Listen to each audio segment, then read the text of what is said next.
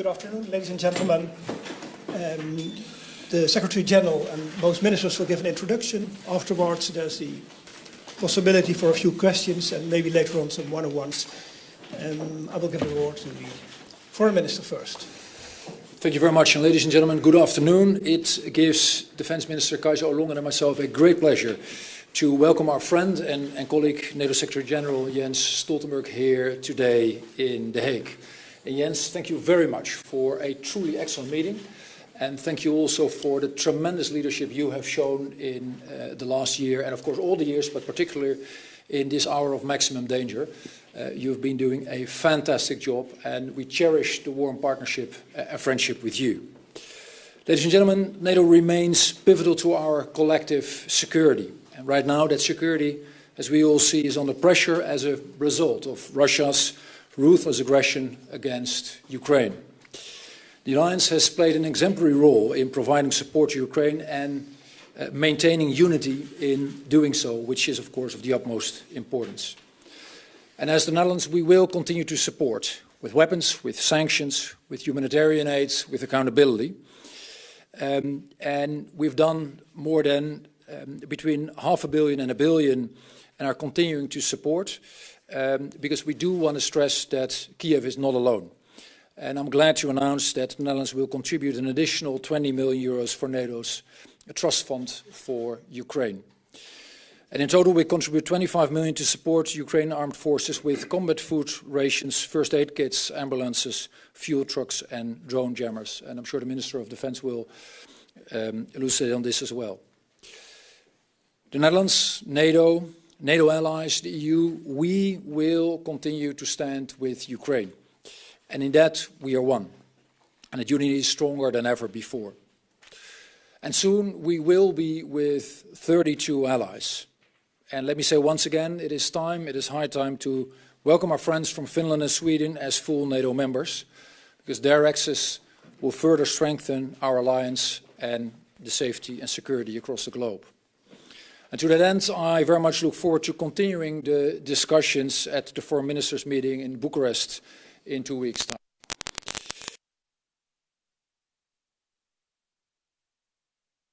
Yes.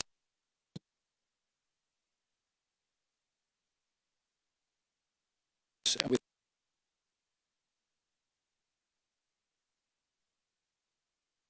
delivering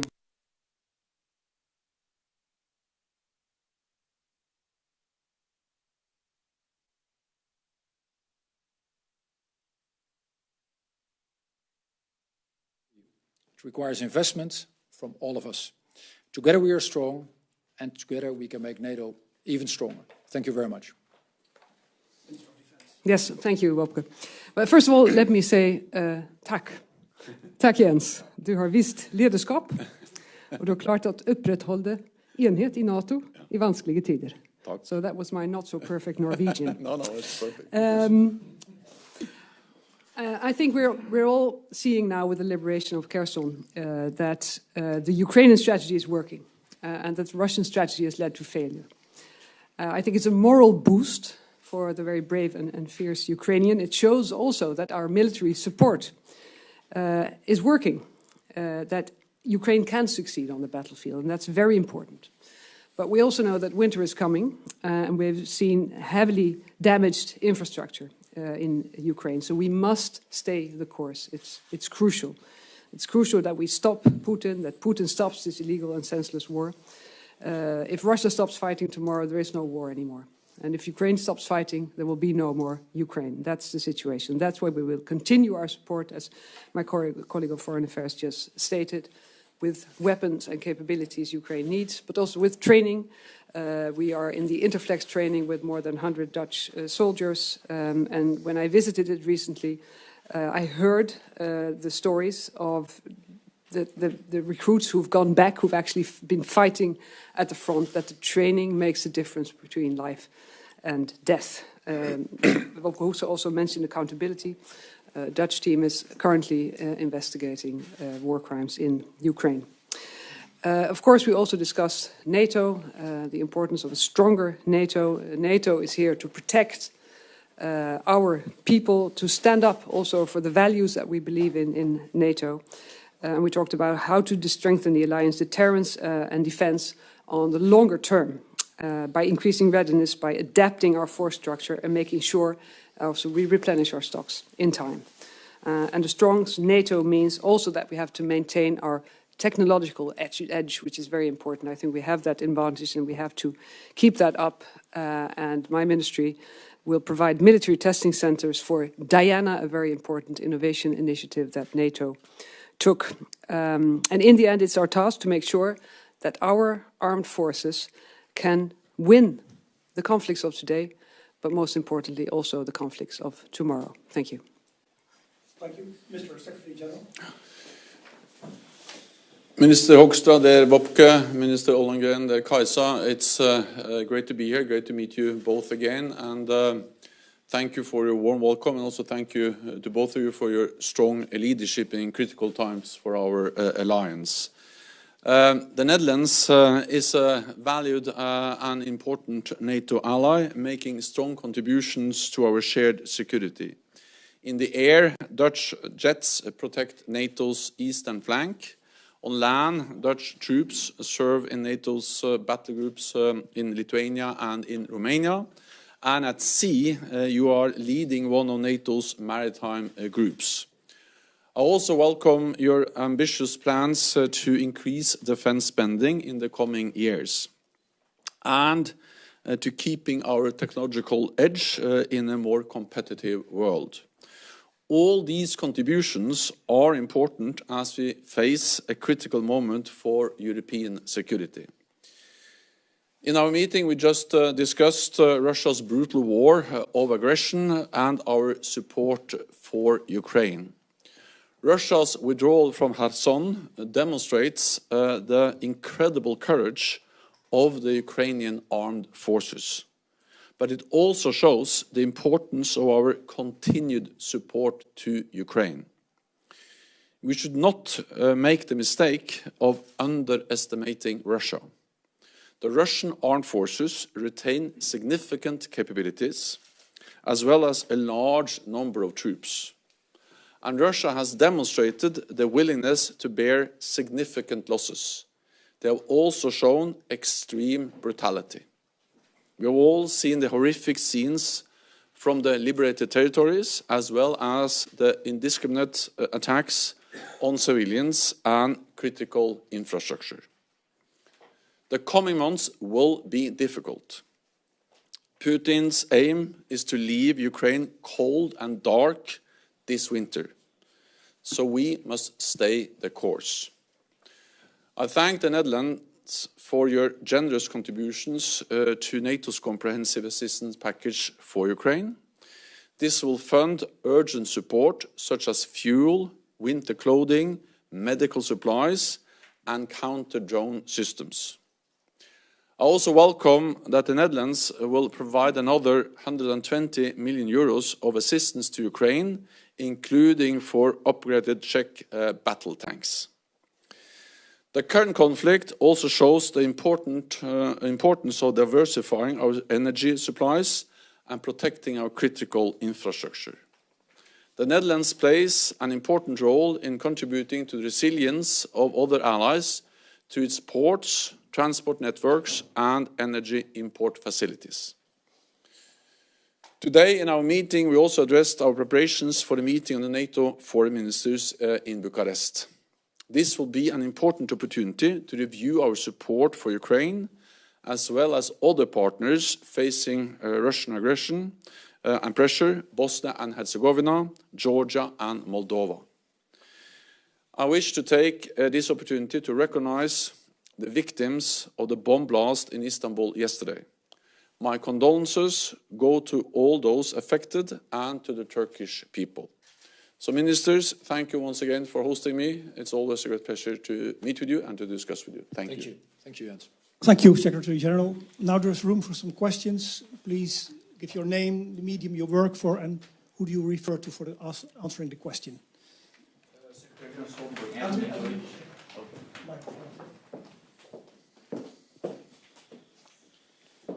Anthony Deutsch, Reuters. There's been some suggestions that now might be a good time for Ukraine to enter into talks with Russia. Winter is coming. They've had some successes on the battlefield. Do you agree that this might be a good time to that? And I've made one for Mr. Hoekstra. You've said in the past that you thought it might be a good idea to have a tribunal for aggression. All three of you mentioned the brutal aggression of Russia in this conflict. Do you think it would be a good idea to have a special tribunal for specifically aggression in the Netherlands? And if so, how are you trying to create that? Thank you. I think we have to remember what this is. This is a war of aggression where Russia, President Putin, has invaded another country. By doing that, they have violated international law. And even though they have lost some territory over the last weeks and months, they still control large parts of Ukraine. Ukraine has stated that they're ready to negotiate, but we also, of course, know that the only way to achieve an acceptable outcome for them is that they have the strength on the battlefield. Most wars end at some stage around the negotiating table, but what happens around that table is fundamentally linked to the situation on the battlefield. So what we should do is to support Ukraine, to strengthen their hand, so at some stage there can be negotiations where Ukraine prevail as an independent sovereign nation in Europe. It's for Ukraine to decide. It's them to pay. They are paying now the highest price in terms of lost lives and damage to the country. So it's for Ukraine to decide what kind of terms that are acceptable for them. It's for us to support them and maximize the likelihood for an acceptable outcome. And it is, as Minister Ollongren and Kajsa said, that if President Zelensky and Ukrainians stop fighting, then Ukraine will cease to exist as an independent nation. If President Putin and Russia stops fighting, then we'll have peace. So Russia can end this war tomorrow. They started the war, and they can end the war by stop invading a neighbor. With that, I very much agree. Who is strong at the battlefield is strong at the negotiation table, and that is why making sure we enable Ukraine to hold its own basically trumps all other things that we're doing. But you're very right. There is much more than providing military aid that we need to do. Humanitarian aid, sanctions, but also accountability, because we all see, read, and hear about the most horrific things that are going on. And therefore, we owe it to the victims, we owe it to their families, we owe it to prosperity that we do make sure that justice is done. And justice is being done, even though we know that that is extremely difficult. If you talk to people who have seen similar cases, it takes years and years. You typically are only able to convict a few of the perpetrators, but still you do need to do it. We very much support also this effort with sending teams, as the Minister of Defense just said. We will continue to do so. And we are open and pragmatic in how to make sure that justice is being done. So we're in full support of the ICC. We also see that the crime of aggression should be put to trial as well. So we're open to exploring what further can be done. What we do have to acknowledge, though, is that every single time you set up a new legal vehicle, you do run into quite a set of complicated issues, because that does need to be acknowledged. But our fundamental position is justice needs to be done, and it is secondary how we achieve that. Now, only to say that looking at the situation in the battlefield, of course, Ukraine is in a much better place than they were when the war started. And that underlines the point that both Jens and Wopke made. If you have a strong position on the battlefield, in the end, that will make you stronger at the negotiating table. And at the same time, it's very difficult to see that now that the whole Russian strategy has failed, what possible purpose is being served by more losses of lives every day on both sides. And at some point, with winter coming, that must lead to the inevitable conclusion that Russia has to stop fighting this war. Thank you. Thank you, Minister. There's a question here in the front. Dutch News, NOS. Mr. Stoltenberg, as you said, negotiations aren't an option right now. And given the fact that the war might still continue for quite a long time, are European NATO allies, and perhaps specifically the Netherlands, doing enough at this point if we want to continue to support Ukraine on the long term, as it might be taking? And what more could be done by the Netherlands or European NATO allies? I think we have to recognize that NATO allies, the Netherlands and others, have provided Ukraine with unprecedented support. President Putin made several big strategic mistakes when he invaded Ukraine. One was to underestimate the Ukrainians, the courage, the bravery of the Ukrainian armed forces, the political leadership, the Ukrainian. Putin made several big strategic mistakes when he invaded Ukraine. One was to underestimate the Ukrainians, the courage, the bravery of the Ukrainian armed forces, the political leadership, people. But the other big mistake he made was to underestimate NATO allies, partners, in our commitment to support Ukraine. And we have supported Ukraine now for several months, and there is a clear message from NATO allies that we will continue to provide support to Ukraine. I welcome the new announcements from the Netherlands showing that allies are ready to continue to provide military support, economic support, humanitarian support, and also to continue to impose sanctions on Russia. So President Putin not only underestimated the Ukrainians, but he also underestimated NATO allies, Netherlands and partners. I also would like to commend the European Union for the sanctions, the support, everything they do to help and support the Ukrainians. Based on what we see actually that there is a continued strong also public support across Europe and North America for continue to provide support to Ukraine. That was also, I think, the message from the elections in the United States, the midterm elections, that we have strong bipartisan support in the United States for continue to provide support to Ukraine for as long as it takes. So the message is, yes, we will support, and we will also, of course, constantly assess what types of weapons we are providing to Ukraine. Thank you, Secretary General. There are two questions, and there is not much time. First question here, Volkskrant. Then you are the last. Arnoud Brouwers with the Volkskrant. My question is to all of you. One of Mr. Putin's strategies appears to be to create a second wave of refugees fleeing to Europe by bombing all the civilian infrastructure that he can reach in Ukraine.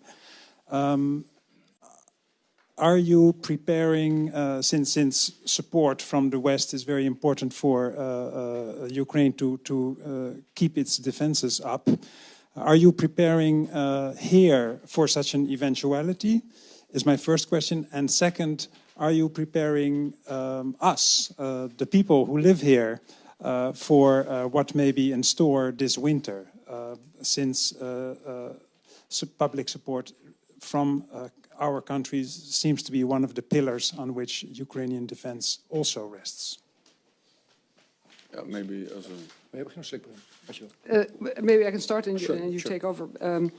I think, well, you state that one of the goals is to create more refugees from Ukraine into to the rest of Europe.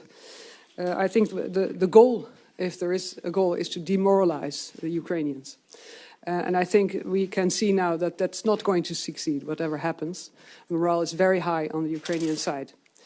And I think in general, as we all three stated, that Putin has not achieved any of his goals thus far, is that he's achieving quite the opposite goal. We are seeing Sweden and Finland entering NATO. We are seeing more unity in the NATO and also within the EU than ever before. And actually Ukraine has friends and allies that you almost cannot count, and the friends and allies of Russia you can count on one hand. So yes, there is a sort of a tactic of the scorched earth, if you want, by targeting the critical infrastructure, electricity, water, etc., targeting the Ukrainian people directly. But it's not going to break the morale. I'm sure of that. No, I very much agree with what the defense minister said, and this might happen. But if there's one thing that we have seen also in the first wave after February 24th, is the tremendous support from governments all across Europe and beyond, by the way, and our citizens to help out and to harbor those basically fleeing from within our region from one place to the next. And that is something I think we should sustain. There is, however, one thing that, of course, we do see. We do see that Putin is weaponizing food, particularly vis-à-vis the global south. He is weaponizing energy also against us. So the one thing we need to do, in my view, as governments in Europe and North America and across the globe, is make sure that on the one hand we will continue to support our war effort. And on the other hand, we do provide our own citizens with a shield to make sure that they can sustain their lives, they can pay the energy bill, they are able to do their shopping, because as long as we maintain their position, I'm sure we can also maintain the broad support that we see all across the streets here in the Netherlands and beyond. Let me just say that, first of all, I agree with what Kajsa and Wopke just said. I can add one more point, and that is that I'm confident and certain that NATO allies and partners will continue to support Ukraine, not only because we stand in solidarity with Ukraine, but also because it is in our own interest to ensure that President Putin doesn't win in Ukraine. That will be a catastrophe for the Ukrainians. But it will also make the world more dangerous. We will become more vulnerable, because then the lesson learned from the war in Ukraine for President Putin, but also for other authoritarian leaders, is that when they violate international law, when they invade another country, and when they use brutal force, they achieve what they want. And that will make us all more vulnerable. And that's the reason why it's in our interest, our security interest, to provide support to Ukraine. Yes, we pay a price. Higher energy bills, higher inflation, the economic costs of providing support. But the price we'll pay if we don't succeed, if President Putin wins, will be much higher, because then we'll live in a more dangerous world. Thank you, Secretary General. Last question here in the second row. Mr. Stoltenberg, Mr. Hoekstra, just to be clear, following up the questions on the war goals of the Ukraine, it's fully clear that Ukraine is completely dependent on Western aid for military success at the moment. So it's a relevant question, I think. What is for the West, for NATO, or for the Dutch government, an acceptable outcome of this war? If you're saying it's okay for Ukraine to reconquer the territories that were lost, does it also include the Krim and also Donbass? Or would you say that that is too much, because that will risk destabilizing Russia in a broader sense? Thank you. It is for Ukraine to decide what is an acceptable resolution of this conflict. We will not sit here and decide that on behalf of them. Nothing about Ukraine without Ukraine. And again, we have all made it clear again and again that we support Ukraine's right to self-defense. We have to understand that what Ukraine does is to defend their own country against a war of aggression. And NATO allies, we are not party to the conflict, but we support Ukraine in the right for self-defense. And the right for self-defense is a right enshrined in the UN Charter. And we will not sit in Brussels or in any other NATO capital and decide what is acceptable. What we will do is to maximize the likelihood for Ukrainians to achieve an acceptable resolution around the negotiating table. And the way we do that is to strengthen their hand on the battlefield. That's what we do. I couldn't agree more. If at the moment that this whole horrible war is over, one thing needs to be crystal clear to the Kremlin and to all dictators and would-be dictators across the globe. And that is that, there is no room for this type of imperialism in the 21st century. And that is our aim. Our aim is to help the brave Ukrainians that are fighting for their own country, but is also making sure that, our whole continent stays safe. And we do make sure that this lesson, that this notion clearly resonates across the globe. So we will continue to support them. And let's not be naive. This will not be over in my view, in the next few weeks or months. This might well go on for the foreseeable future, and we will continue to sustain them because there is and there will be a lot at stake that is worth helping them for. So we will do so. Maybe Kajsa? No, I agree completely. And the last thing we heard after the last illegal annexation was that Kherson was to be Russian forever. And now it's back in Ukrainian hands. So we'll have to see how the war goes, but it's up for Ukraine to decide on when it could accept an end of the war and when not. And as long as it takes, we will be there to support them. Okay, thank you very much. Thank you. And thank you for attending. Thank you.